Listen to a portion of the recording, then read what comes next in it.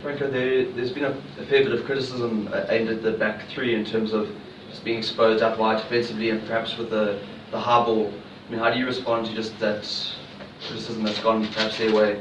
Is there change needed? I think that's a perception.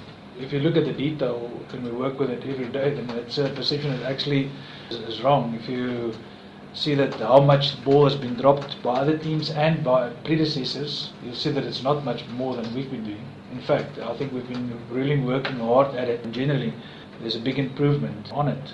You can't judge a guy if he drops one ball and the points come off it. The other three that he did manage to handle well must be noted as well. So no, I think there's not a problem with that. I think what must also be taken in consideration that we still sit with probably one of the most inexperienced back threes in the international scene. So just got to work through this period. A lot of teams started already a year ago. I think this new coaching staff and the new way of play basically came in the beginning of 2017, and it's not like we've been working more than it's 7 games we've been together. If we have a little bit of time together, I think there's a perspective that we've been struggling over the last 2 years. It's not.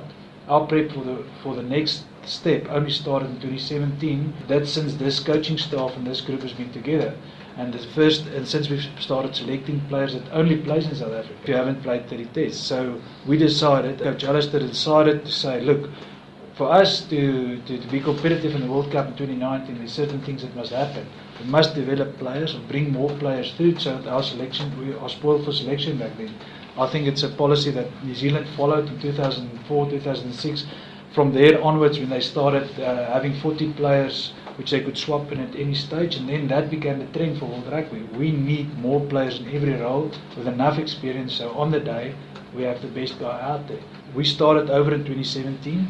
We are granted this opportunity, and I believe if every player works the way we've been doing, and then we will change the perspective. I know, because I deal with the stats and I deal with the way that play and the video material every day, that's a wrong perception. And the most difficult thing in a game is to catch that ball out of the air. So I believe we see that as an opportunity. It's not a negative for us anymore, because we know that if we field that ball out of the air, that creates opportunity to play rugby off.